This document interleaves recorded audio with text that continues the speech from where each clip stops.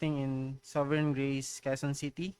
Sa kung sino man po ay maaaring mag-join, ay welcome po to join sa church na iyon for their annual prayer and fasting. And sa next year po, ang ating meron pong gaganapin na family camp on April 2 to 4. At sa mga nabanggit ho sa akin kanina na pwede na ho nating isettle ang ating mga payment. Maaari lang manghum lapitan sila Brother Joshua, Brother Jeremiah, and para ho sa kanilang mga masettle ang mga payment po para sa family camp. Sa mga anniversaries and birthday, pinagdidiwang natin ang mga nagdaang wedding anniversary ng Regalado family, Aquino family, Aquino couple, and kay Tatay Jerry and Sis Doris, and even sa amin po ni Hana na nagdaos ng ikalimang anniversary nung December 23. Patuloy rin ho nating panalangin ang comfort sa pamilya ni Nanay Marisa Musni at ang sa pamilya po ni Ate Rita dahil ho sila ho ay namatayan ang kapatid ni Nanay Marisa and also yung hipag ni Ate Rita. Let's pray for God's comfort in this tough time. And as we begin our worship today, we are reminded of a simple truth and a humbling truth na etong pag-gather natin, etong church is a gathering of those who know they are sinners and who cling to Christ alone for righteousness.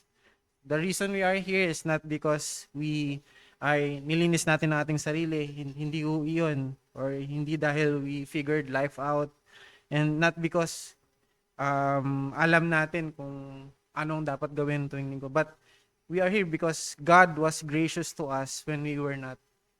And Jesus himself said, I came not to call the righteous, but sinners. And that is why the church exists. Not for those who think they are well, but for those who know they are sick and need for a Savior. Kaya inaanyahan ho kayong lahat tumayo upang umawit para sa ating opening hymn.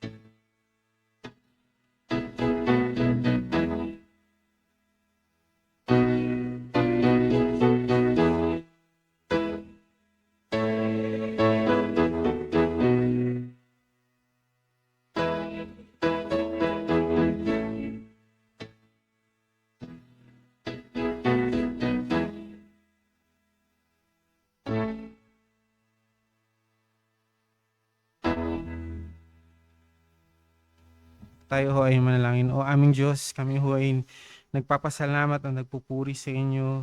Totoo nga, sa kagaya ng aming kinanta, you are our refuge and our friend, our Lord, our Savior, our Creator.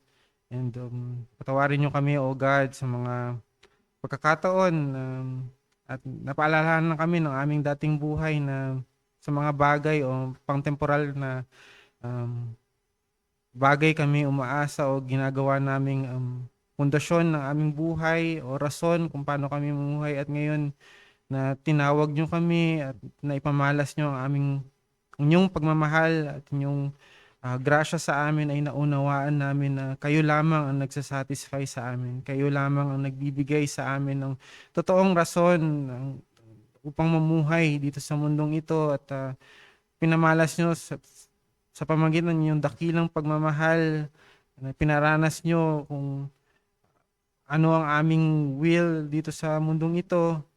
At salamat, Panginoon, na kayo ang aming refuge, aming sandigan, aming kanlungan, at hindi ang mga bagay dito sa mundo. At salamat, O Diyos, sa pagdala sa amin sa lugar na ito upang manambahan at magbulay-bulay ng iyong salita.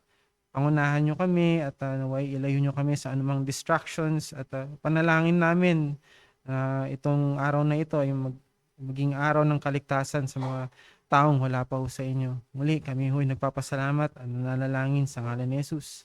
Amen.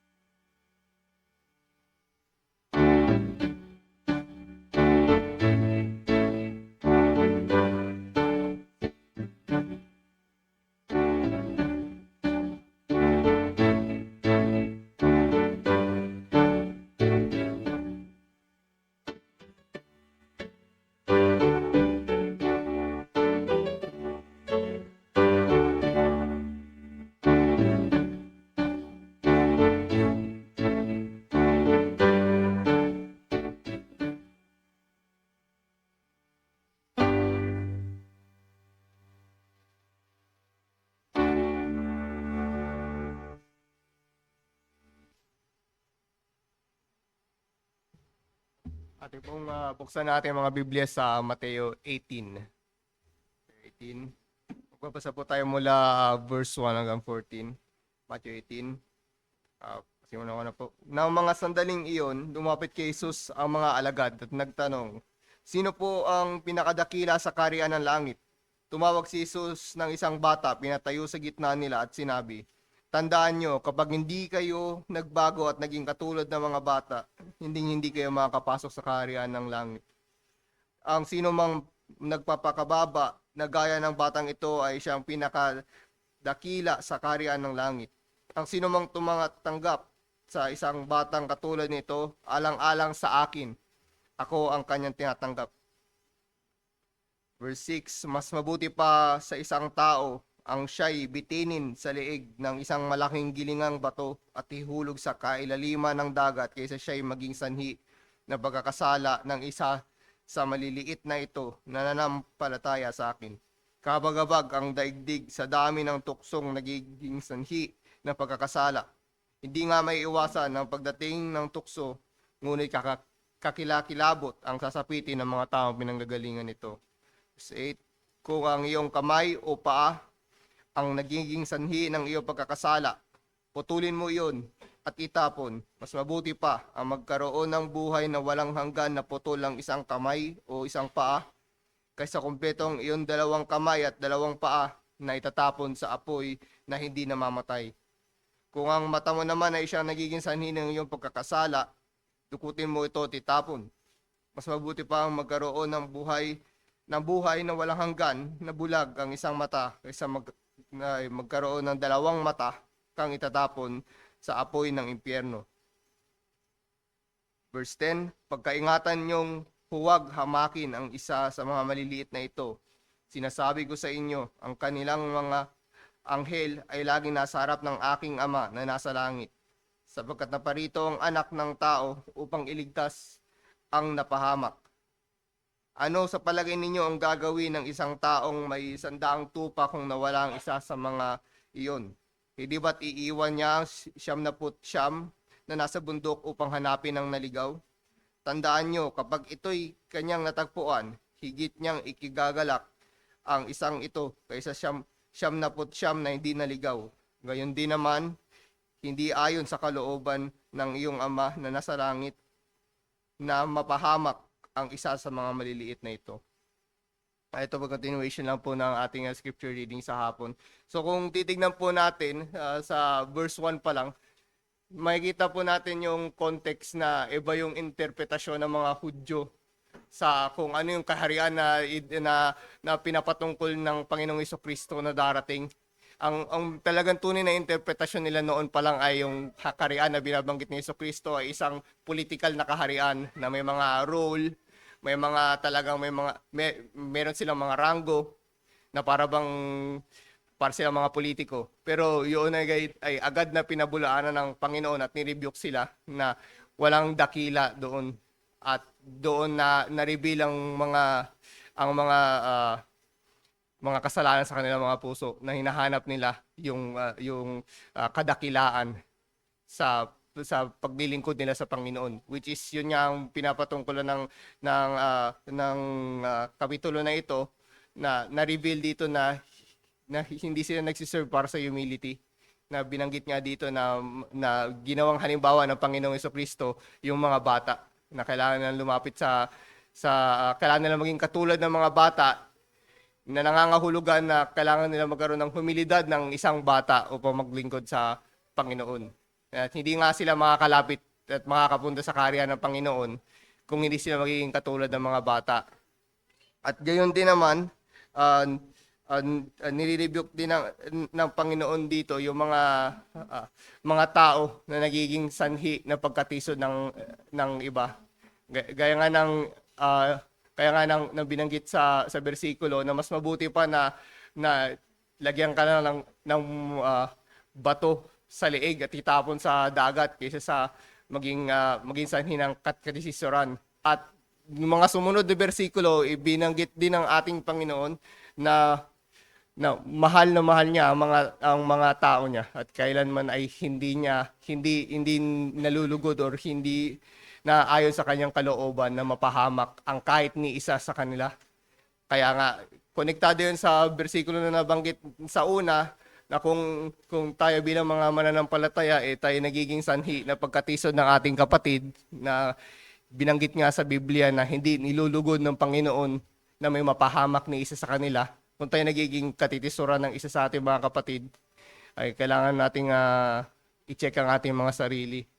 Baka tayo na yung binabanggit ng Biblia na nagiging mas mabuti pang ilagay lagyan ng bato sa leeg at itapon sa dagat. At bilang aplikasyon din nito, i-reflect din natin sa ating mga buhay na bilang mga Kristiyano, tayo ay naglilingkod sa Diyos na tagapagligtas na may kaharian. At ang kanyang kaharian ay walang hanggan. Hindi ito isang political na kaharian na katulad ng iniisip ng mga Hudyo. Ito ay kaharian na ang ating paglilingkod ay walang hanggan habang buhay. Kaya bilang mga mananampalataya, isa yun sa ating mga joy na sa tuwing tayo na inaalipusta ng mundo, nakikita natin yung mundo, yung mayaman ng mga hindi mananampalataya ng Panginoon. Isang joy sa atin na iprinamis ito ng Panginoon na may kaharian siya para sa atin, sa mga naglilingkod. At para sa mga nakakapakinig nito, wala pa sa Panginoon, ganun nga na masaya ang mga mananampalataya na may pangako ang Panginoon para sa kanyang mga tao. Gayon din ang paghukom para sa mga taong wala sa Kanya. Kaya kung napapakinggan mo ang mensaheng ito, nawa ay lumapit ka na sa Panginoon dahil hindi magtatagal ay darating na ang Kanyang kaharian. Talikuran mo yung kasalanan, magsisi ka at kilalanin mo ang Panginoong Hesus na tagapagligtas. Amen.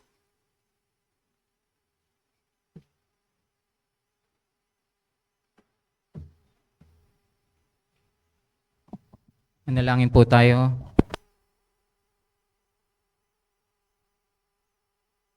Panginoon naming dakila at makapangyarihan sa lahat, kami ay nagpapasalamat sa malinaw na mensaheng na ipahayag sa inyong scripture. We give thanks, Panginoon, dahil kami napaalalahanan na ang inyong kaharian ay hindi political. It is a spiritual kingdom, Panginoon, and we're also reminded na kami ay maging tulad sa mga bata. May we be childlike, dependent like a child, humble like a child, at ito'y magtulak sa amin sa daan ng kabanalan. Gayon din na pinaalala nyo patungkol sa kasalanan na hindi maging maliit yung tingin namin sa kasalanan at maging mindful kami kung kami ba'y nakakatisod sa aming mga kapatid. And even so na muli ay pinakita nyo rin kung gaano nyo kamahal ang inyong mga tupa at hindi nyo hahayaan, you will never leave us or nor forsake us, Panginoon. Maraming salamat sa katotohanan na ito at nawa sa bawat hibla ng scripture ay makita namin na kayo ang Diyos na may hawak ng lahat, kayo ang Diyos na nagkikip sa amin, and gayon din na kayong nagkikip sa fellowship na ito na itinatag nyo dito sa Dasmariñas. We pray na gabayan nyo po kami as we go through the process of the covenanting, as we do interviews sa mga nais mag-partake sa pag-recovenant ng gawain na ito. Naway ihanda nyo yung aming mga puso, hindi lamang sa pagsamba but even as we commit sa mga gawain ng iglesyang ito, Lord willing. At gayon din, Lord, na dinadalangin namin yung aming mga kapatid na hindi po namin kasama ngayon. We pray for Sister Rosh na may karamdaman, gayon din sa mga nasa ibang lugar. Kayo po ang mag-ingat kila Roman at kay Mildred, even kay Sister Alaine at Brother Armel at kay Sister Jen. Kayo pong nawa ang magbigay sa kanila ng proteksyon at naway ibalik niyo po sila ng maayos upang makasama namin sila sa mga susunod na linggo. We also pray for comfort sa mga namatayan this week, sa Regalado family, even sa Montilla Musngi family. You are the God of all comforts at nawa ay maging avenue din yung mga bagay na ito upang maihayag ang katotohanan ng inyong salita, maipahayag na ang buhay namin ay parang aso lamang na mabilis mawala at ang katotohanan na ito ay maihayag ng matapat despite of the sorrow na nararamdaman ng mga tao, ay hindi namin malimutan na i-share yung inyong gospel through these avenues. And gayon din, ay pinapanalangin po namin yung mga stated gatherings ng aming iglesia, yung mga ministeryo, yung aming prayer meeting na ito'y maging well attended, even yung aming Sunday school, kilusin nyo yung puso ng bawat isa for us to commit to be here sa tamang oras. Gayun din sa ang mga nangyayari sa aming paligid, sa aming bansa, marami pong corruption that's ongoing, but we know na kayo ang may hawak sa puso ng mga hari and even ng mga leaders na nangunguna sa amin. Naway kayo po ang manguna sa kanilang mga puso. May you give guidance sa kanila at i-convict nyo sila sa godly leadership, and also sa lahat pa ng mga gawain ngayong araw na ito. Nawa kayo ang maitaas at mapapurihan. Gamitin nyo mightily yung aming kapatid na si Brother Sam Torres na maghahayag ng salita ngayong hapon na ito, at naway magdulot po kayo ng kaligtasan sa aming mga mahal sa buhay na wala pa pong tunay na pagkakilala sa inyo. Maraming salamat mo muli. Lahat ng ito'y dalangin namin sa ngalan ng inyong anak na si Jesus. Amen.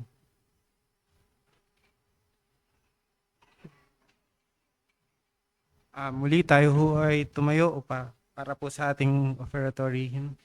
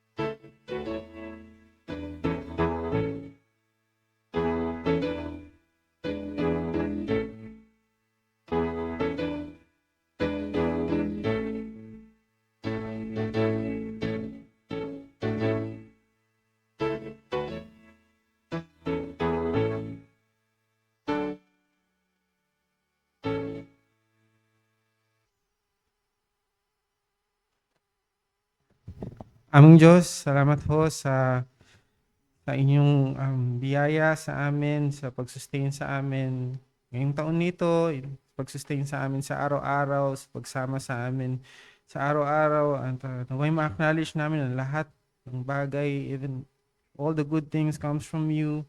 And thank you for the strength na binibigay niyo sa amin, and teach us how to be grateful even on the simple things na minsan ay nane-neglect na namin ipagpasalamat sa inyo. Salamat po sa hapong ito, at naway ang lahat ng nalikom na offering ay maging expression of our gratitude to you, but to not to have favor in you, but an expression of gratefulness sa mga bagay na pinagkakaloob niyo sa amin. And also sa hapon na ito, i-ready niyo kami sa pakikinig ng inyong salita. May we humble ourselves sa authority of your scriptures. May we open our hearts and also our ears and also our mind. May you enable them to understand, also mag-penetrate ito hindi lang sa aming mind kundi sa aming puso at ma-apply namin ito sa aming buhay. And may we cling only on your word and also sa power ninyo and not just on our own strength but by your spirit na nag-enable sa amin maintindihan ang inyong salita at i-apply ito sa aming buhay. Salamat po sa inyong salita na naglilinis, nagpapatatag, at nagko-correct, at naggagabay sa amin for your glory. In Jesus' name, amen.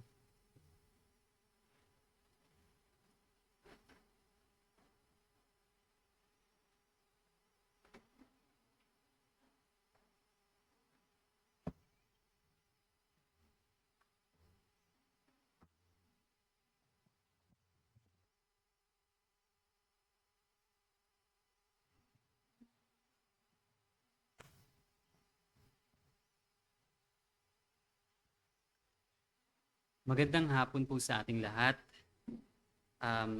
Sa atin pong pagpapatuloy sa pag-aaral ng salita ng Panginoon, habang kanina nakikinig ako from Sunday school to morning service, maging sa mga scripture reading, nakita natin yung harmony nung message. At hindi po kami nag-usap-usap sa mga teksto na aming gagamitin, pero ito ay halos magkakaparehas. Kasi naniniwala tayo sa providensya ng Panginoon. So nung kanina umaga, providence confluence.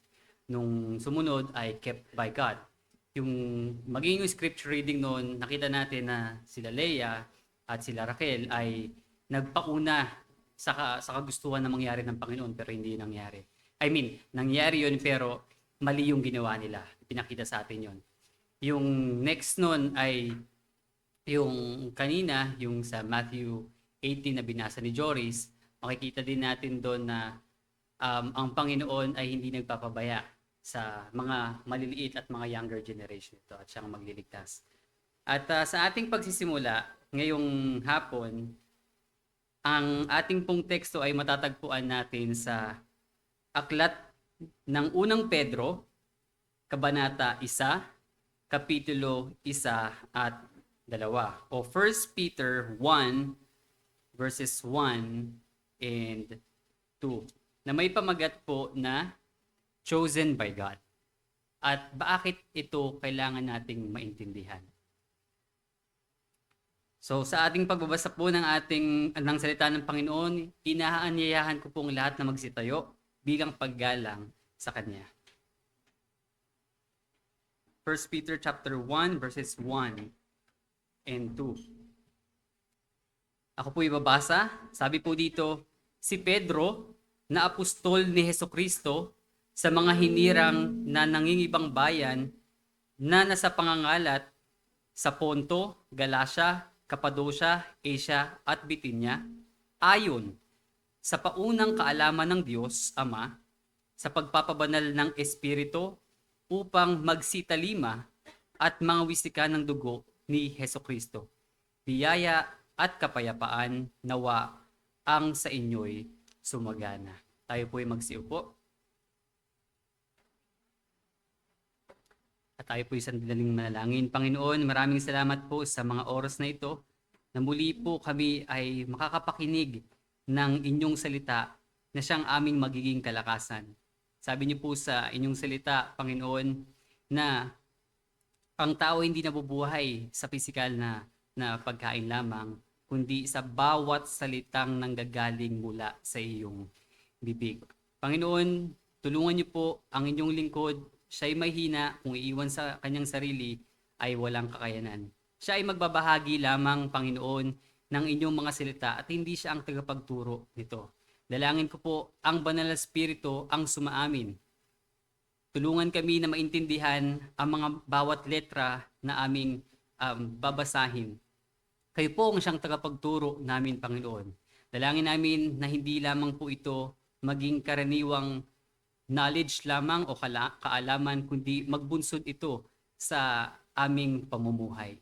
Tulungan niyo po kami At lagi naming alalahanin, Panginoon, gaya ng sinabi ni Pedro sa 2 Peter 1 verse 5 at sinabi din po ni Richard Baxter na sa tuwing kami ay tatayo sa pulpito at mangaral, naway isipin namin na hindi na kami ulit magpipreach again.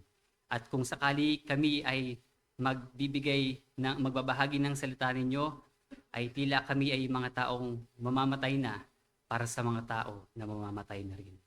Maraming salamat, Panginoon. Ito po aming samudalangin sa pangalan ni Jesus. Amen.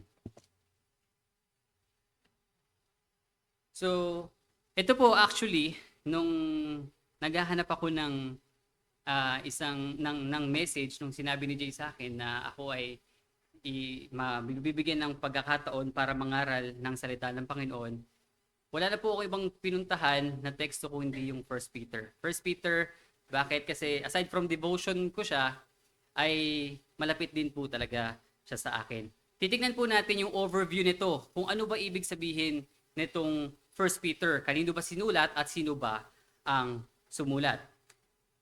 Without further ado, gagawin po natin, meron po tayong 3 punto na natatalakayin dito. Una, yung writer, yung sumulat. Pangalawa, yung tagatanggap o recipient. Pangatlo, yung importance. So, the writer, the recipient, and the importance. Why it matters na maintindihan natin kung bakit tayo pinili ng Diyos.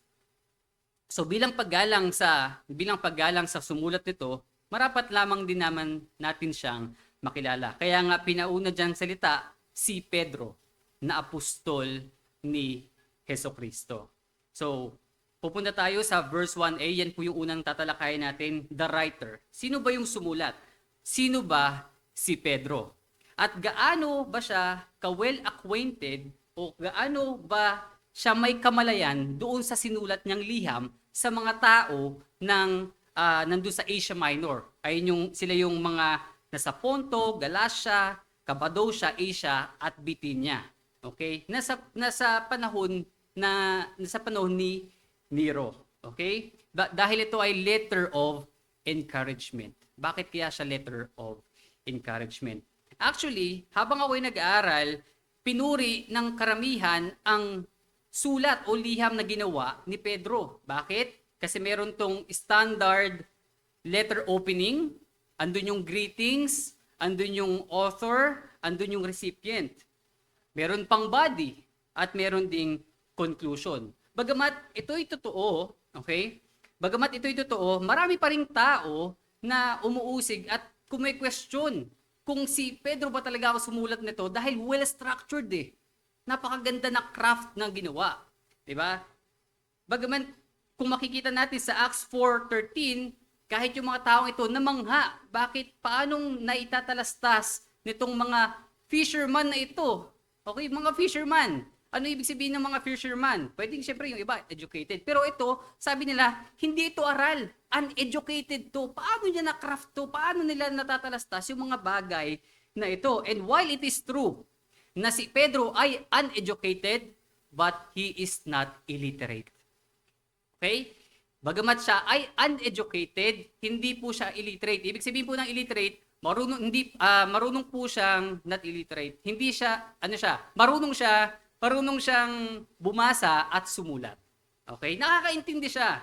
Okay? Ang wala lang sa kanya, yung formal training as a rabbi or rabbinical training or discipline, but nonetheless, lagi nating tandaan, first hand ni Peter natanggap ang salita ng Diyos. So wala tayong kailangan pagtalunan doon, okay? Meron dalawang view dyan. Pwede naman siya yung sumulat niyan. Bakit?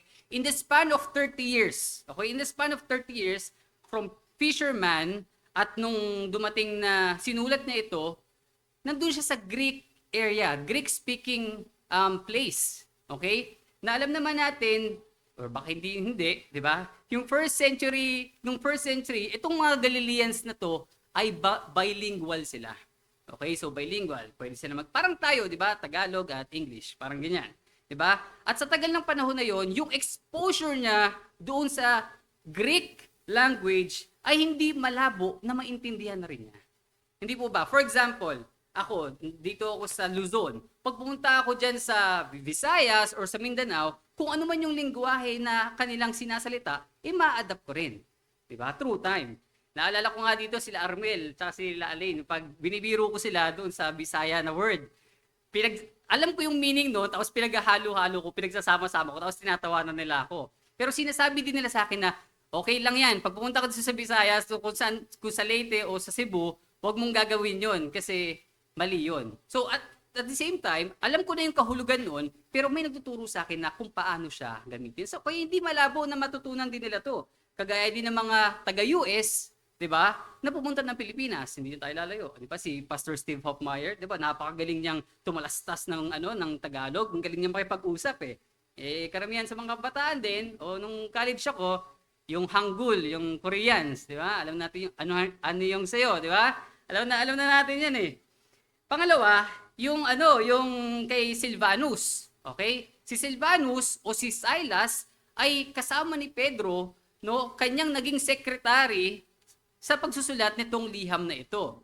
So, uso nung panahon nila yung tinatawag na amanuensis or dictation. Ibig sabihin, lahat ng sinasabi ko ay isusulat ni Silas. Okay? Popular po yan sa panahon nila. Ginawa rin po yan ni Apostol Pablo sa Romans. Okay?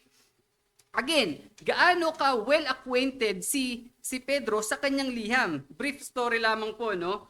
Sa personal na paghahanda ko dito sa expository ito, kailangan ko maintindihan kung paano ba tamang gumawa ng isang preaching. Sabi natin. So, nanood ako ng iba't ibang mga, actually, hindi po sa pagpo-promote, no? Pumunta ako doon sa The Expository Preaching Academy, yung sa under yan ng The Master Seminary. Tinignan ko po yun, nagbigay ako ng time kung paano to aralin, which is okay naman. At isa sa mga bagay na aking natutunan at tumatak sa akin ay ito. We have an expositor, ay kailangan nilang maintindihan yung buong structure ng kanilang ibabahagi. Kaya ako po, ang ginawa ko noon, binasa ko yung buong 1 Peter, tsaka 2 Peter, 1 Peter, lahat yun. For 2 weeks, dire-diretso. Para nang sa ganun, alam mo kung ano yung sasabihin mo at alam mo yung ipapangaral mo. Dahil yan po, kung pupunta po kayo sa chapter 1, 10 and to 12, yan po ang ginawa ng mga propeta noon. Sabi doon, they carefully inquire and search the gospel of Christ before sharing it to the people. Hindi kasi pwedeng basta-basta. Bakit? Kasi buhay yung pinag-uusapan natin dito. Hindi ito yung pera na pwedeng manakaw o mawala lang, kundi buhay ng tao at si Kristo na tumubos sa atin. Okay? Also, most importantly, naintindihan ko rin dito na dapat bilang ikaw na nagsasalita ng mga salita ng Diyos o excellencies of God, tunay ba? Ang tanong dito, ikaw ba, tunay mo bang naiintindihan yung ituturo mo? Di ba? Parang ang labo naman ata nun kung hindi. At hindi lang yun, tunay bang pinaniniwalaan mo rin yung tinuturo mo? Una, alam mo ba talaga yung tinuturo mo? At pinaniniwalaan mo ba talaga yung tinuturo mo? Kasi kung tatayo ako dito, tapos nagsasalita ako ng mabuti ang Diyos, niligtas ako ng Diyos, gano'n na lamang yung grasya ng Diyos, pero tinatalastas ko lang yun as if parang wala, para lang ma-please kayo, madedetect nyo yun. Diba? Makikita yun ng tao. At yan din po ay makikita natin sa patutuo ng buhay ni Pedro sa ating pagkilala sa kanya. Kung ano ba yung nag-udyok sa kanya para isulat itong liham nito at bakit gano'n na lang siya ka-adamant, gano'n na lang yung emosyon niya para isulat ito, para hikayatin sila. And specifically, dito sa unfavorable time. Okay? Gaya ng nasabi ko kanina, habang ako nanalangin, si Pedro ay nagsalita doon sa 2 Peter 1, 14 and 15. Ito yung sinasabi niya na malapit na yung oras niya. Malapit na daw siyang mawala, mamatay at pumunta sa kanyang Savior. At sabi niya doon, pagsisikapan niya na ipahayag sa bawat isa at paalalahanan patungkol sa liham na ito. At yan nga po yung, gaya nga sinabi ko rin kanina, si isa sa mga malapit na preacher, Puritan, yung iba hindi siya tinatanaw as Puritan, na si Richard Baxter. Ang sabi niya doon ay, I preach as never sure to preach again. He will preach as a dying man to a dying man. Dapat ganun sana, no? Hindi mo naman kailangan ng opisina o hindi mo kailangan na malagay dito o mai-assign dito sa pulpito para ganito yung maging heart mo. Kundi lagi mong titignan na yang taong yan ay kaluluwa yan na makasalanan na minsang ikaw rin ay niligtas ng Panginoon. Okay? Ngayon, pupunta na po tayo sa Peter. So Peter, sino ba si Pedro? Si Pedro, alam natin lahat, siya ay fisherman. Uneducated but not illiterate. Okay? Meron din siyang iba't ibang pangalan. 3 po. Simon/Peter, yun po ay sa Griego. At next ay Simeon with E, para mas matandaan nyo, yun po ay pangalan niya sa Hebrew. Okay? At yung sa Aramaic naman ay Cephas. Na ang ibig sabihin lamang po nito, rock or stone. Hindi ko po ito sinasabi para, kunyari, matalino ko. Pero may kahalagahan po ito. Okay? Yan po yung next na pag-uusapan natin. Yung si Pedro ay husband. He is a husband of one wife. Makikita po natin yan dun sa 1 Corinthians 9 verse 5. Sabi po dun sa 1 Corinthians 9 verse 5. Ito. 1 Corinthians 9 verse 5. Ang sabi po dito, si Apostol Pablo po nagsasalita dito, wala ba kaming matuwid na magsipagsama ng pisang isang asawa na sumasampalataya, gaya ng iba't ibang mga apostol at ng mga kapatid ng Panginoon at ni Cephas. So ibig sabihin, si Cephas ay may asawa at marami po yan. Sa ibang mga libro sinabi na yung mother-in-law ni Cephas. Kaya po mahalaga na malaman din natin yung pangalan ni Peter na Cephas kasi ito po nakalagay dito Cephas para alam natin kung sino yung tinutukoy. Okay? At itong asawa niya, probably lagi niyang kasama sa ministeryo. Saan man siya pumunta. Kaso alam niyo po nakakalungkot pero nakakatuwa din at the same time kasi ganun yung puso ng asawa niya. According to the tradition, ipinako yung asawa din niya. At nung pinako yung asawa niya, ang mga salitang binanggit niya sa asawa niya, alam niyo kung ano? Remember the Lord. Hindi niya sinabing, curse them, o ganito, o ganyan. Wala siya ibang sinabi, kundi alalahanin mo ang iyong Panginoon. Same thing, alam din naman natin na si Pedro ay ipinako rin. Di ba? Nung malapit na siyang mamatay, alam niyo yung sinabi niya doon sa mga sundalong Romano na magpapako sa kanya, sabi niya, huwag niyo akong ipako gaya ng aking Panginoon. Dahil hindi ako karapat-dapat na ipako kagaya niya. Kaya anong ginawa nila? Pinako siyang pabaliktad. Okay, alam naman pala natin dati. So, next, siya rin ay first of the disciple. Makikita po natin yan sa Mark 1:16. Makikita po natin doon na nang si Pedro at ang kanyang kapatid na si Andrew ay tinawag ng Panginoon. At anong ginawa daw nila? Ano sa tingin niyo ginawa nila? Sila ay dali-daling sumunod. Kaso alam niyo po, may tanong sa akin, may misteryo sa akin, may hiwaga sa aking isip nung binabasa ko to. Bakit silang dalawa lang? Wala na bang ibang mga fisherman doon? Wala na bang ibang fisherman doon sa Pangpang? Sila lang ba? Marahil meron. Pero yun yung pinili ng Panginoon Pinili sila ng Panginoon na maging disipulo niya. Okay? At dito rin natin makikita, as early as here, makikita natin dito, nag-uumpisa yun 30 years, di ba? 30 years old na nag-start ang ministry ng Panginoon. As early as here, makikita natin yung authority ng salita ng Panginoon. Isipin nyo for 30 years hindi naman nila kasama. Tumanda na lang, 30 years, tapos tsaka na lang sila nakita. Pero nakita niya si Pedro at Andrew, sinabi niya, gagawin ko yung fisher of men, sundan niyo ako. At hindi sila dalawang isip at sumunod sa kanya. That's how powerful yung salita ng Panginoon. At if He chooses you, hindi ka mapipilitan. Kundi wala, simpleng iniwan nila yung mga cares of the world at sumunod sa Kanya. Diyan susunod yung ating talakay na chosen by God. Diba? Sabi nga sa John 15:16, You didn't choose me, but I chose you. And emphatically, binigyan din doon ng Panginoon that I choose and appointed you to go and bear a lasting fruit. Humayo kayo at kayo ay mamunga. Siya rin po ay pinuno ng mga apostol. Ay, paano ko naman nasabi yon? Dahil lagi siya ang unang pangalan na binabanggit pag may listahan ng ng listahan ng mga apostol, syempre.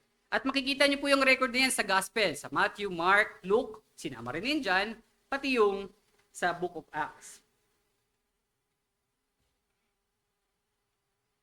Kaso merong requirement ang pagiging apostol. Alam niyo ba kung ano? Makikita niyo po yan sa Acts 1:21 to 22. Yan po yung requirement ng pagiging apostol, di ba? Dapat kasama nila sa ministeryo ng Panginoon Kristo, baptism, resurrection, and ascension. Okay, dapat meron silang talagang pagkakakilanlan sa Panginoon, kumbaga. At alam niyo po kung sino nag-initiate niyan? Si Pedro pa rin. Di ba? Si Pedro pa rin. At interestingly, siya ay tinawag na apostol ng pag-asa. Bakit? Makikita po natin yan mamaya. And also kay Pedro din, who was first to reveal kung sino ang Panginoong Kristo. Nagtanong ang Panginoong Kristo, sino sa tingin niyo ako? Kasi sabi nila, ito ako eh. Eh kayo naman, sino sa tingin niyo ako? Eh sabi ni Cephas o ni Peter, ikaw ang Kristo, na anak ng Diyos. Anong sinabi sa kanya ng Diyos? Mapalad ka, Pedro. Hindi mo to nalaman base sa iyong sarili, kundi ito ay inihayag sa iyo ng Ama na nasa langit. At meron siyang certain crudeness, kagaspangan. Siyempre, hindi man siguro siya kagaya ninyo na medyo mayaman, di ba? O may pinag-aralan talaga. Pero siyang certain crudeness na bibig mo na bago isip. Di ba? Yung sasalita mo na siya bago isip. At yung example niya, ang Panginoon sa Kristo ay nagsalita na, kayo ay mga ngalat, pag ako'y papatay na. Anong sinabi ni Pedro? Hindi. Kahit iwan kanila, mananatili ako. Ang yabang, no? Ang yabang ni Pedro, pero not for long. Anong ginawa ni Pedro? Dininay siya 3 times. Di ba? Sabi niya, kahit mag-iwan kanilang lahat, mananatili ako. At inulit din yun ng mga apostol. Wala, inulit lang din nila. Kasi nga, parang lang sila, nakikidamay lang sila kay Pedro. Okay? Pero, ganun pa man, marami man tayong negatibong pwedeng sabihin kay Pedro, pero, he is the perfect fit for the task na pinili ng Diyos. Okay? Yan yung kailangan sa mga isang attribute ng leader. May paninindigan at willing to take risk. Diba? At kung makikita nyo sa lahat ng libro ng gospel, makikita nyo na mas madalas na banggitin ang pangalan ni Pedro kesa sa lahat ng mga apostol. Yan ang lagi nyo makikita. Diba? O, sige nga, magbigay nga kayo anong account ni Andrew, ni Bartolome. Diba? Halos wala kayo may bigay. Pero alam nyo si Pedro, lumakad sa tubig, diba? Dininay ang Panginoon, laging siya Laging siya.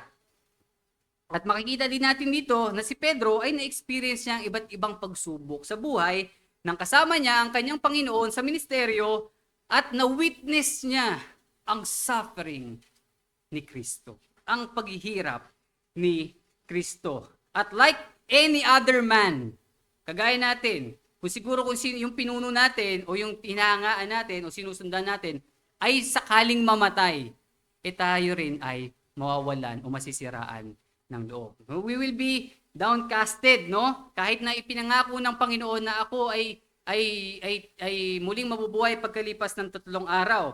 Ngunit sa kahinaan ng kanyang katawan bilang tao, hindi siya nagtiwala. Alam niyo yung ginawa niya pagkatapos ito? Bumalik siya sa kanyang dating buhay. Alam niyo ano yung dati niyang buhay? Fisherman. Sabi, sige, babalik na lang ako sa dati kong buhay. Alam niyo, sinabi ng iba pang apostol? Sige, kami na rin. Parang wala. Yun yung nagpapakita na siya ay leader. Alam niyo ba yung dancing cactus? Alam niyo po yung dancing cactus? Yung pag nagsalita kayo, tapos gumagano'n lang din, umiikot. Diba? Tapos yung yung chicken, yung pag ginanon nyo, nakita ko yun sa social media, nung ginon, lahat sila para nag-ingay. O para silang, yung mga ibang apostol, para silang duck that quacks. Ganoon lang. Sinusundan lang nila si Pedro, no? Pero, alam nyo ba, ito yung bagay, ang hindi alam ni Pedro ay buhay na ang Panginoon. Okay, nung bumalik siya doon. Makikita nyo sa John 20, tapos John 21. Buhay na ang Panginoon. Little did he know na nagpakita na ang Panginoon kay Maria, sa ibang disipulo, at kay Thomas. At hindi niya alam, sila na yung next. So, ganito po yung nangyari noon. Nung gabi, buong gabi nangingisda sila, no? Buong gabi nangingisda sila, tapos wala silang mahuli. Nung pagsapit ng bukang liwayway, andun yung Panginoong Jesucristo. Hindi nila alam yon na siya yon. Okay, sinanong sila, no? Sabi niya, oh, may nahuli na ba kayo? Sabi nila, wala pa. Di ba? Ibato niyo yung lambat niyo dun sa kanan. Ginawa naman nila. Di ba? So, binato nila yung lambat dun sa kanan. Pero, di ba parang insulto yun? Parang insulto yun na, hello, fishermen kami. Buong buhay, ito yung ginagawa ko. Tapos, buong gabi, nandito rin naman kami. Di ba? Punta kami dito, punta kami doon. At parang inutusan mo kami na ibato yung lambat dun sa kanan. Parang hindi pa namin ginawa yun. Puro kaliwa lang pa. Tapos, narinig ko to kay John MacArthur. Sabi niya, bakit? Wala silang huli. Alam ba nung isda yung kanan at kaliwa? Hindi naman eh. Hindi naman niya alam yun. Pero doon natin makikita yung authority ng Panginoon na meron siyang power over men at the same time, He has the power over nature nung naglakad si Pedro at nang patigilin niya yung bagyo at the same time, He has the power over these little creatures. Lahat, meron siyang kapangyarihan sa lahat ng bagay na iyon. At pagkatapos noon, may nahuli sila, tapos sabi nga, malapit nang lumubog daw yung bangka nila dahil marami silang nahuli, natauhan si John. Sinabi niya kay Pedro, si Jesucristo yun, yung Panginoon yun. Anong ginawa ni Pedro? Dali-dali siyang nagbihis, kasi baka madumihan siguro yung damit niya. Sinuot niya yung outer garment niya, tapos lumusong siya sa tubig, papunta doon sa Panginoon sa Kristo. Bakit? Ganun na lamang yung kagustuhan niya na mapanumbalik sa kanya, Savior. In contrast to who? To Judas. Diba? Yun yung tinatawag natin na worldly grief at godly grief. Yung worldly grief, you are just caught in act, kaya ka na-prick. Kaya ka, parang napahiya ka lang, kaya ka umamin. Pero si Pedro, meron siyang godly grief. Na kahit alam niya kahit walang nakakita sa kanya, ganun na lang yung pagnanais niya na ma-reconcile dun sa kanyang Panginoon. At yun nga, si Pedro tumalon doon, iniwan yung mga kasamahan na naman niya. No, talaga si Pedro, no? Nahihirapan na tayo dito, iniwan na naman tayo. At nung pagdating po niya doon sa pangpang, nakita niya ang Panginoon. Nung nakita niya yung Panginoon, anong nakalagay doon? Meron dong nagbabagang charcoal, meron po dong isda, at meron dong tinapay. At winelcome siya. Sabi pa sa kanya, magdala din kayo ng Pedro, magdala din kayo ng huli nyo. Siguro, sinabi ng Panginoon yun para patunayan na, totoo yung mga isda hindi yan joke, hindi yung itong gagaya ng hinanda ko. So, tinulungan niya, pabalik dito, at after nun, alam niyo kung ano nangyari? After nun, hindi ko nasasabihin yung iba, after nun, ay makikita natin na hindi lang sila winelcome, but pinagsilbihan pa sila ng Panginoon. Pinakain pa sila. Despite of, kahit na sila ay mga unfaithful, God remained faithful to them. Okay? At di ko alam kung tatanong ko pa to, pero sige, tanong na lang natin. So alam niyo ba daw kung paano daw nag-prepare ng breakfast ang Panginoon sa Kristo? Alam niyo daw po ba kung paano siya nag-prepare ng breakfast? Breakfast. He just breakfastly. Sabi po yung J-Mac, so hindi ko alam. Sa akin po kasi tumimo yun, pero alam ko medyo dad jokes yun. Pero breakfast, yun, ganun daw naganda ang Panginoon. At after nun, hindi na po natin pag-uusapan yung iba. Sabi po, after nun, na-restore na ang Panginoon, ni-restore na si Pedro. Then po yung sa John 21, sa mga huling mga versikulo. Ni-restore po si Pedro thrice. In equivalence siya, kanyang denial. Anong tinanong sa kanya? Simon Peter, do you love me more than this? Ano yung this? Pwede pong dalawang bagay ang pwede natin makita. It's either yung profession niya as a fisherman, o mas mahal mo ba ako? Mas sigit mo ba ako mahal kaysa din sa profession mong pangingisda? O mas mahal mo ko kaysa sa mga, nang mas higit kaysa sa mga apostol na ito na nagsabing mahal din nila ako? Saan natin po makikita yan? Di ba nung sinabi ni Pedro na, hindi kita iiwan, kahit iwan ka nilang lahat. Di ba? Kaya ang tinanong ng Panginoon, mahal mo ba akong higit kaysa sa mga taong dingto? Di ba? Yun po yung sinabi dyan. At makikita din po natin dyan yung sinabi sa kanya, tend my sheep, or feed my sheep, or my lamb. Dalawang bagay po yung gusto kong makita din natin doon. Yung lamb tsaka sheep. Yung lamb po, yun po ay batang tupa. Yung sheep po ay usually ginagamit para sa matatandang tupa. Ano pong implication nito?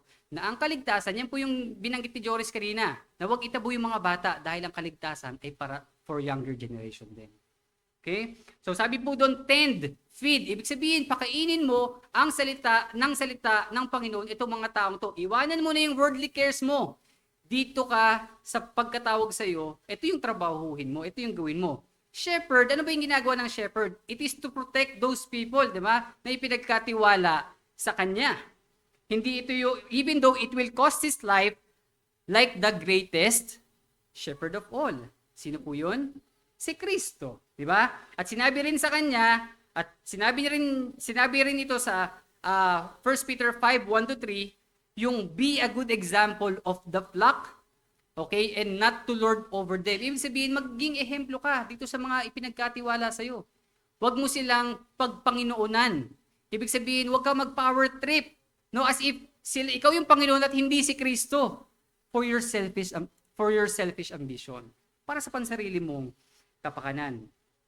Si Peter naman ay nasugatan ng kanyang puso nung tanungin siya ng Panginoon sa pangatlong beses. Di ba? Kasi bakit?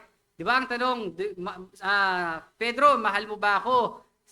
Mahal mo ba ako? Di ba? Sabi hindi nakasama yung unang beses lang sinabi yung more than this eh. So yung pangatlo sinabi, mahal mo ba ako? Anong sinabi niya? Yung mga unang sagot niya, yes, Lord, you know that I love you. Yabang, no? Sabi niya, oo, Panginoon, alam mo naman na mahal kita. Yung pangatlo, ang sinabi doon, Panginoon, alam mo naman lahat ng bagay. Alam mo naman na mahal kita. In-acknowledge ni Peter na na alam lahat ng Panginoon ang lahat ng bagay. Alam din ng Panginoon ang kanyang weaknesses, ang kanyang being unstable, ang being unfaithful, na actually kasi, nung tinanong siya nito, bakit kaya pa ulit-ulit siya tinanong? Kasi not long nung dininay niya ang Panginoon. Di ba? Hindi malayo eh. Di ba? Not long nung dininay niya ang Panginoon. At alam ng Panginoon, God has a great awareness sa mga bagay na ginawa niya noon at ang kanyang tendency of unfaithfulness sa darating pang panahon. Also, he considered, naisip din niya, na bakit kaya 3 beses tinanong ng Panginoon? Because he considered the great responsibility of a shepherd to the given flock. Okay? Where he beseech na kanyang pinaanyayahan ang kanyang fellow elder sa chapter 5:1-3 na ito yung great responsibility natin sa ipinagkatiwala sa atin. That's why he was commissioned. Di ba? Kinumission, inutusan, kinasangkapanan ng Panginoon si Pedro, kaya nasulat ang 1 Peter. So at least alam po natin yung background, no? Introduction pa lang po yun. So, next na tayo sa recipient. Sa recipient, sino ba tong mga recipient? Sino ba yung mga tumanggap? Ito po yung mga exile. Sila yung mga nangingibang bayan. Ang sabi pa nga po dito ay yung mga hinirang na nangingibang bayan dun sa Asia Minor. Ano yun? Ano yung Asia? Yung 5 lugar na yun? Ponto, Galatia, Cappadocia, Asia at Bithynia. Sa kanila to sinulat. Tinawag po silang sojourner, yung mga manlalakbay. Tinawag po silang mga estranghero dito sa lupa or mga naipatapon. Pinatapon dito sa mga lugar na to, ibig sabihin natanggal sila doon sa native country nila. Okay?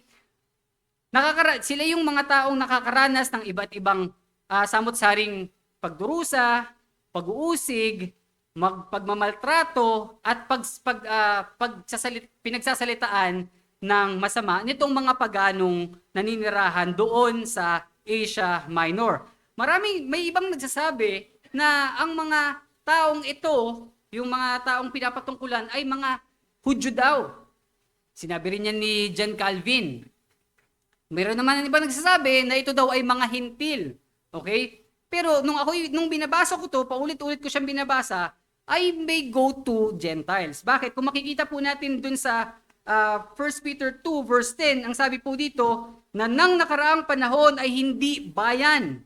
Datapwat ngayoy bayan ng Diyos na hindi nagsipagkamit ng awa, datapwat ngayoy nagsipagkamit ng awa. Ibig sabihin, syempre, ang chosen nation, ano ba ang chosen nation?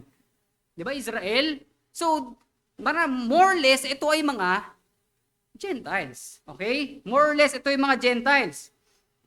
At yan ay sinabi din sa 1 Peter 4, 3 and 4. Ang sabi po doon, sapagkat sukat na ang nakaraang panahon upang gawin ang hangad ng mga hentil at lumakad sa kalibugan, sa masasamang pita, sa mga paglalasing, mga kalayawan, at mga kayamuan, at kasuklam-suklam na pagsamba sa mga Diyos-Diyosan.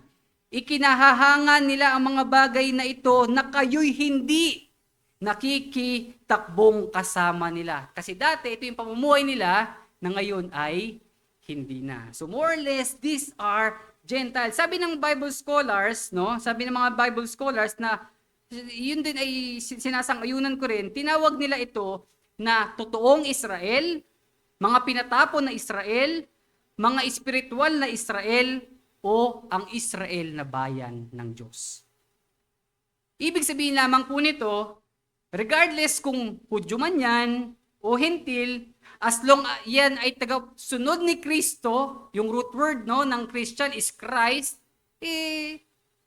gawin sa Panginoon. Hindi na nagmamatter yun. Okay? Kung kaya sinulatan ni Apostol Pedro, itong mga Kristiyanong ito, bakit niya ba sinulatan? Kasi itong mga Kristiyanong ito ay nakakaranas nga ng samot-saring paghihirap at pag-uusig na may tendency na mas lumala pa yung paghihirap nila. Dalawang aspeto yung bagay na pinaghihirapan nila or kinakaharap nila. Una, pisikal. Pangalawa, spiritual. Una, pisikal. Sila po ay nasa panahon ni Nero. Okay? Ni Nero na nagpasunog ng Roma. Okay? Nung ako po ay nakapunta sa bansa ng Roma, nakita ko rin po, first hand, na-witness ko na talagang makikipot yung daan nila. Magaganda naman.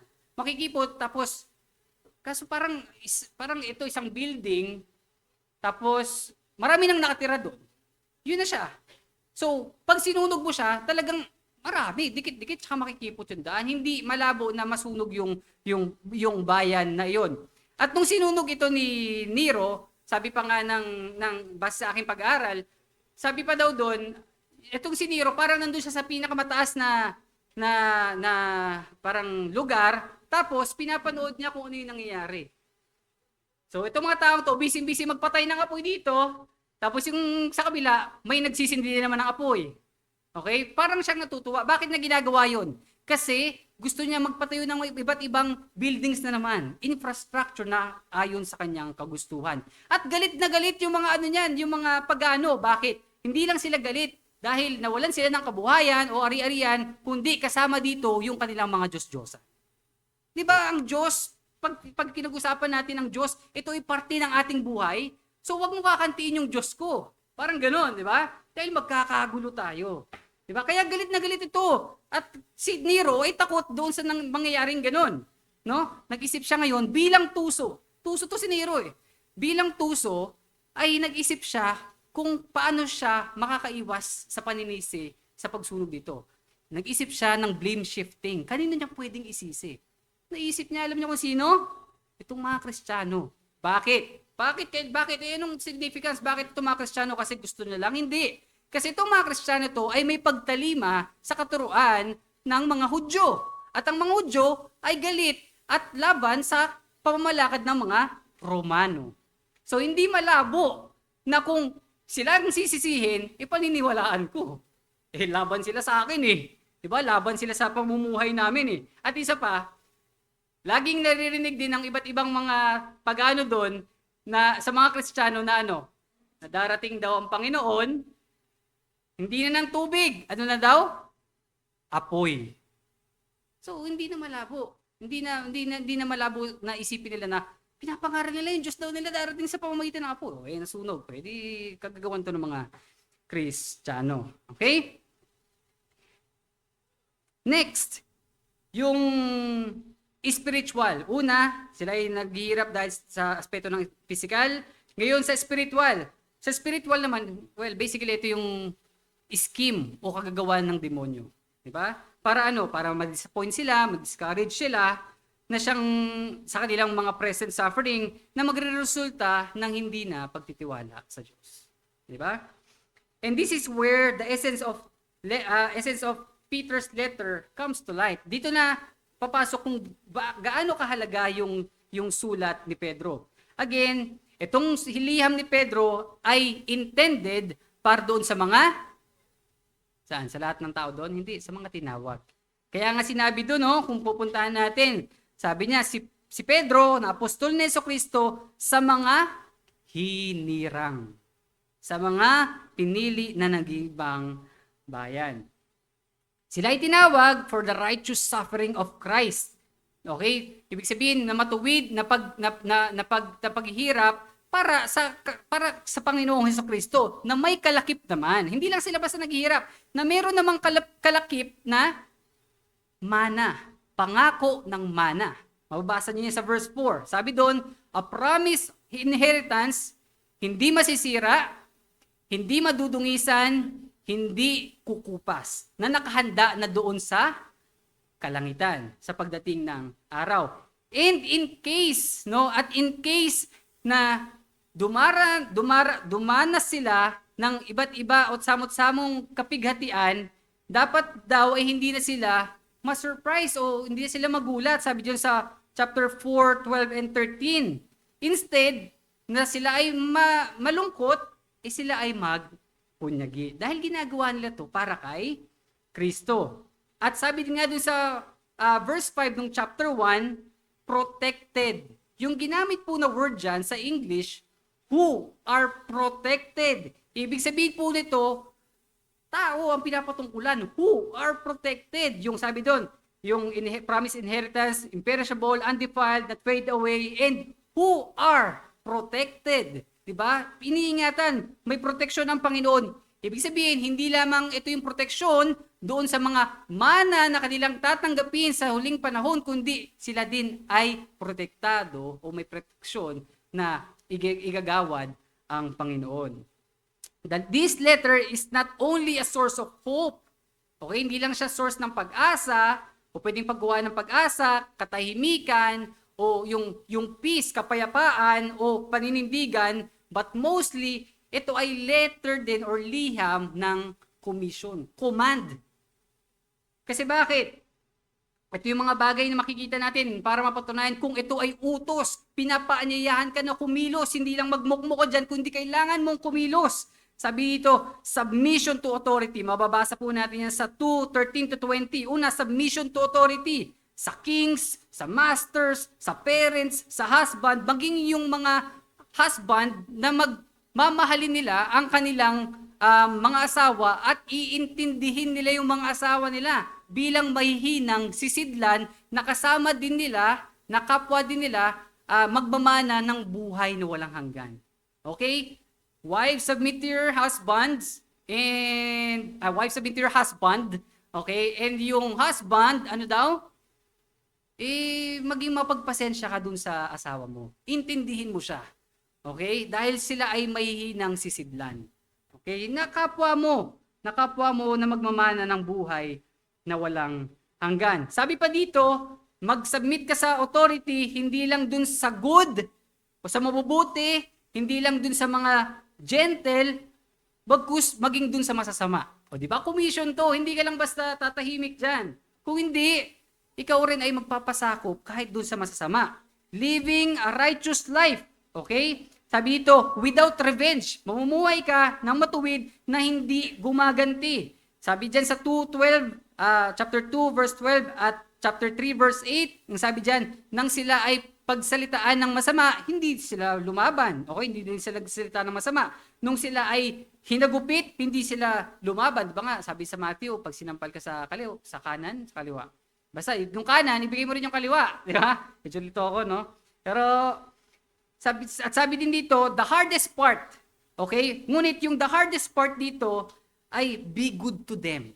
Yun yung sinasabi. Be good to them. Sa kabila ng lahat ng kasamaan nilang ginagawa sa'yo, be good to them. With a righteous living, mamuhay ka ng may katuwiran, nang sa gayon daw, ano daw? Magbubunsod para sa mga hindi mananampalataya ng pagpupuri sa Diyos. So, hindi pa rin sa'yo. Hindi na sasabihin, ang bait mo naman, hindi. Yun ay magbubunsod pa rin sa Panginoon. And yung pangatlo, be ready to give reason. Maging handa tayo na magbigay ng reason o magpaliwanag o magbahagi ng pag-asang buhay na kay Kristo. At kung sa oras na gagawin natin yun, anong sabi dun sa 3:15? With all gentleness. Di ba? May nahon. At reverence. May pagkatakot. May paggalang. Hindi yung palaaway. Di ba? Hindi tayo ganun. Di ba? At ito yung next. I love this next phrase. Dun sa 16. Sabi doon, keep good conscience. Gagawin mo yan na may mabuting budhi. So, sa oras na ikaw ay harap, makikipagdebate, magkakaroon ng diskusyon, o mag-street preaching, o tatayo ka dito, alamin mo kung ano yung motibo mo. Ano ba yung motibo mo? Bakit ginagawa mo ba to? Diba? Gaya ng sinasabi mo na ito'y para sa Panginoon. Dahil kung ito'y para sa Panginoon, kaibigan, ang ibig sabihin nito, concern ka sa kaluluwa ng taong yun. Hindi ka magpapasikat na marami kang alam. Diba? Meron kang longing na makasama mo siya bilang fellow citizen doon sa kalangitan. Hindi lang basta, alam ko to, mali ka. Hindi ganun. Hindi ito yung sordid gain. Hindi yung meron kang pansarili o may sarili kang kagustuhan. Gusto mo lang na reputasyon at ninanakaw mo yung kaluwalhatian na nararapat lamang sa Panginoon. Bakit? Meron ka bang natutunan at nalaman na hindi galing sa Panginoon para magyabang ka? Wala naman eh. Sabi nga sa James, lahat ng mabubuting bagay galing sa Kanya. So ano yung pagmamalaki mo? Wala. Di ba? So examine yourself, examine your motives, my friend. Nang sa gayon, kung tutuloy ka dyan sa 15 at 16, sabi doon, nang sa gayon, kung sakaling papasinungalingan kanila o sisiraan kanila, sila yung mapapahiya. Sila ay mapapahiya dahil hindi mo to ginagawa sa iyong sarili. And lastly, of course, ang Diyos ay hindi siya malupit na Diyos na ang gagawin ay uupo na lamang, magre-relax, kakain ng popcorn, at tinitignan ng kanyang mga tao na nahihirapan para sa Kanya. Hindi ganoon ang Panginoon. Never yung mangyayari. Bagkus, ang nangyari, Christ was set as a great paragon.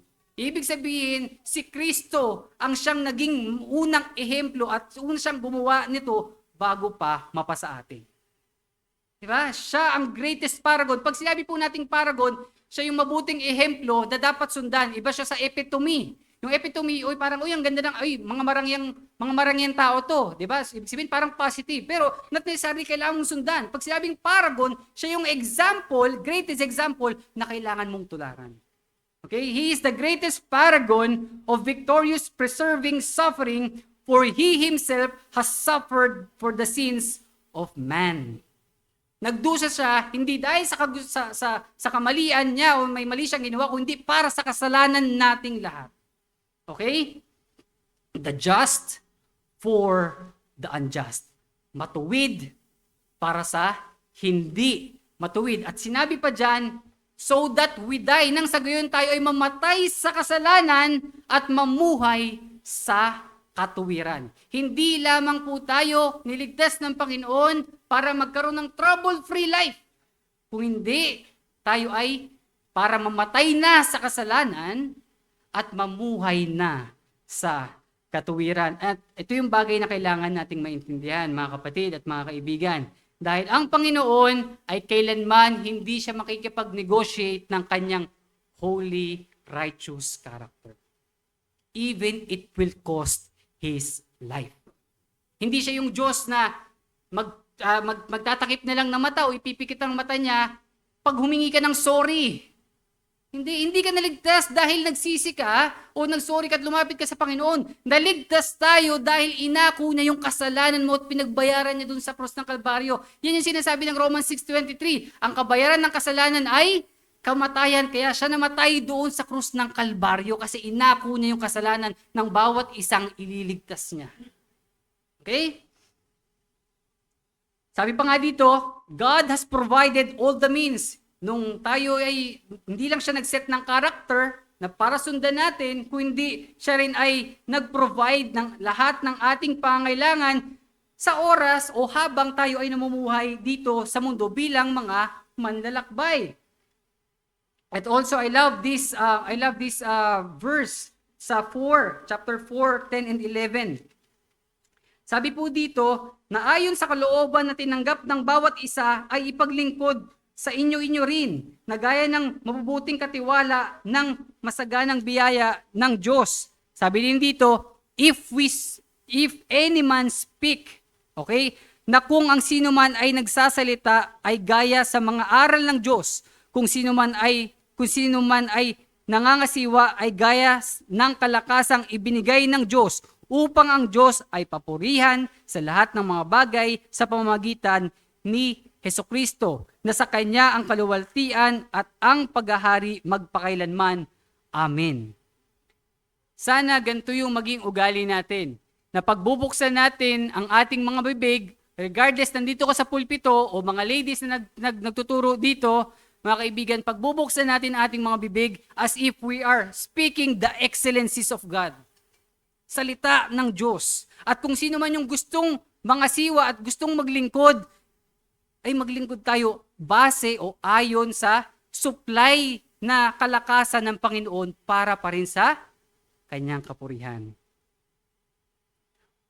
And next, sabi dito, si Pedro ay hindi sila iniwanan ng bago magtapos itong mga sulat niya, hindi siya ng 1 Peter, hindi sila iniwanan ng ganoon na lamang, kundi binigyan sila ng mga salita sa 5 verse 12, 1 Peter 5 verse 12, sabi dito, sa pamamagitan ni Silvano, na tapat nating kapatid, ayon sa aking palagay, sa kanya ay sinulatan ko kayo ng maiksi na aking inaaral at sinasaksiyan na ito ang tunay na biyaya ng Diyos. Ano yung kasunod? Magsipagtibay kayo dito. Ito yung panghawakan natin. Stand firm on this. And lastly, ito na po yung final point, why it matters, the importance. Ano yung kahalagahan?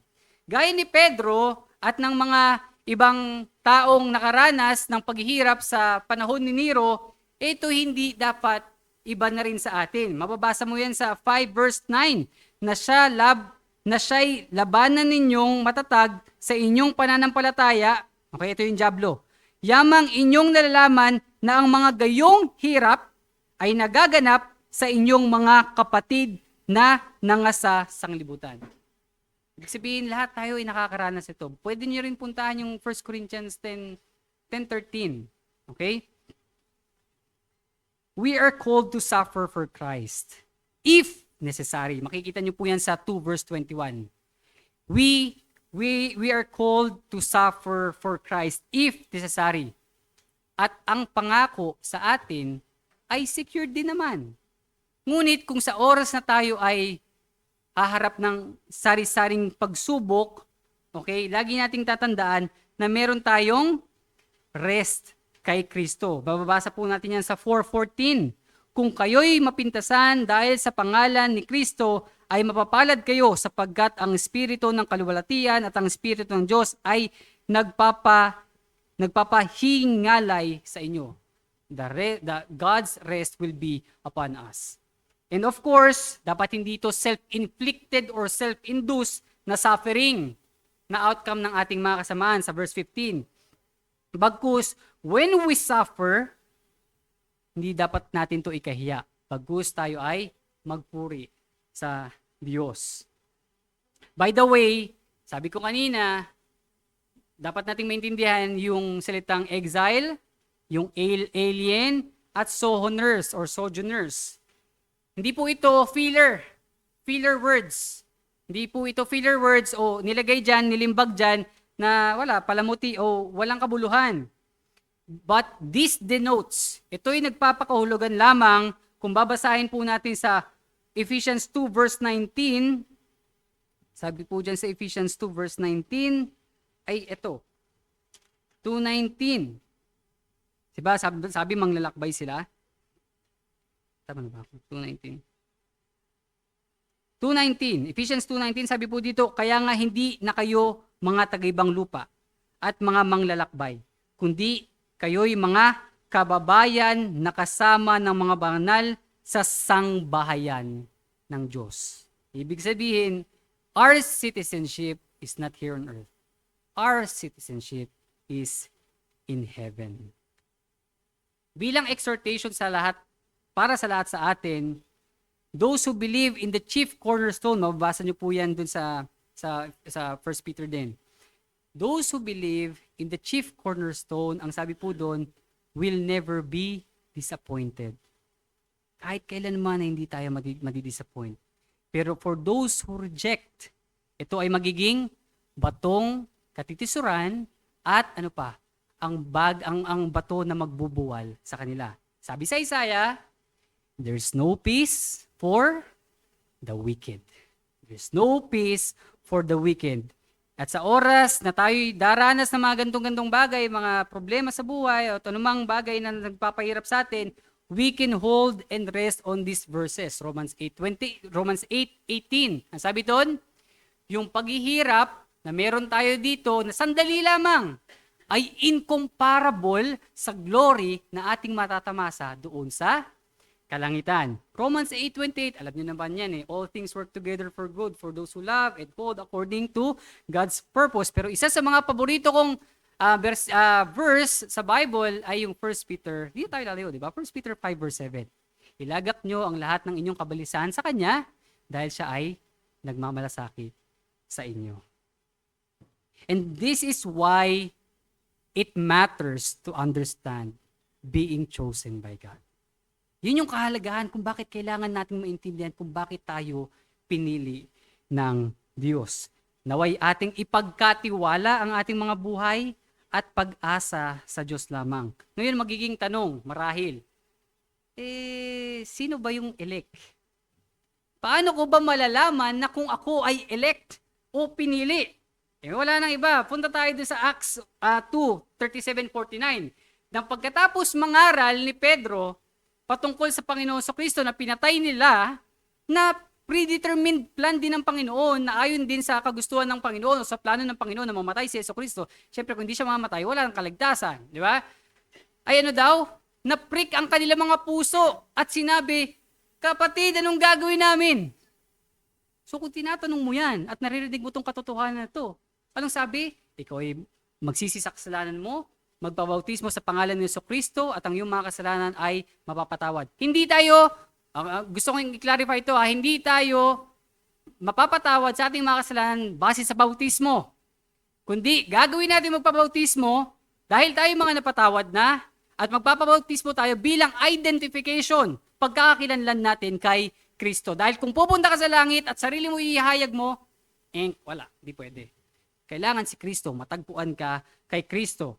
And makikita din natin dun sa 13:48, ang sinabi po dyan sa 13:48 ay ganun nga, narinig daw ng mga hintil yung salita ng Panginoon at sila ay natuwa, naging nagsiyahan at niluwalhati nila ang salita ng Panginoon.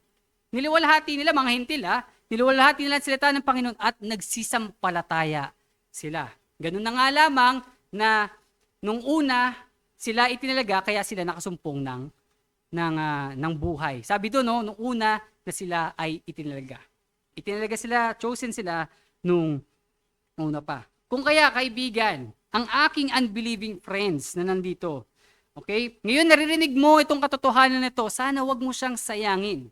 Bagkus, ikaw ay tumugon sa paanyaya ng Ebanghelyo na ikay tumalikod, magsisi ka sa iyong mga kasalanan at ipagkatiwala mo yung buhay mo sa Kanya.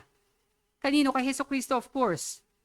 At kung sakaling kayo magiging Kristiyano na, the Christian life is not easy. Di madali. Alam po natin yang lahat. Hindi ito yung life of full of bed roses. Marahil merong mga tinik, okay? Thorns and thistles, but certainly the rest and peace is rest assured sa atin na ibibigay ng Panginoon. May kapahingahan sa Panginoon sa Kristo. At gusto namin, kaibigan, na ikaw rin ay maligtas base sa mayamang awa ng Panginoon at makasama ka sa kalangitan. Pagsisilbihan natin ang Panginoon ng mga Panginoon, Hari ng mga hari, magpakailanman. Amen. Tayo po'y manalangin. Panginoon, maraming salamat po sa aming natutunan ngayong hapon. Napakahirap na aralin kung sino ba ang mga ligtas, bakit ito sinulat. Kami nakakaranas ng samot-saring paghihirap dito sa mundo, pero muli kami napaalalahanan na kayo ang unang naghirap para sa aming mga kasalanan. Nang sa gayon kami mamatay na sa kasalanan at mamuhay sa katuwiran. At sa oras, Panginoon, na kami daranas ng mga samot-saring paghihirap dito sa mundo, sabi niyo po sa inyong salita, nakahanda na ang aming mga mana na hindi nasisira, hindi madudungisan, hindi kukupas, nakahanda na doon sa kalangitan at kami ay protektado ninyo. Hindi lamang yung mana, kundi maging kami ay may proteksyon ninyo. At binigyan niyo rin po kami ng mga means para ito ay ipamuhay. Maraming salamat, Panginoon. Dalangin namin na ito ay hindi maging karaniwang turo lamang o kaalaman, bagkus ito ay tulungan niyo po kami sa pamamagitan ng Banal na Espiritu na ipamuhay rin naman. Maraming salamat po, Panginoon. Ito po aming samot dalangin sa pangalan ni Jesus. Amen. Pwede po tayong magsitayo at kantahin po natin yung para sa ating hymn, Conquering Now and Still to Conquer.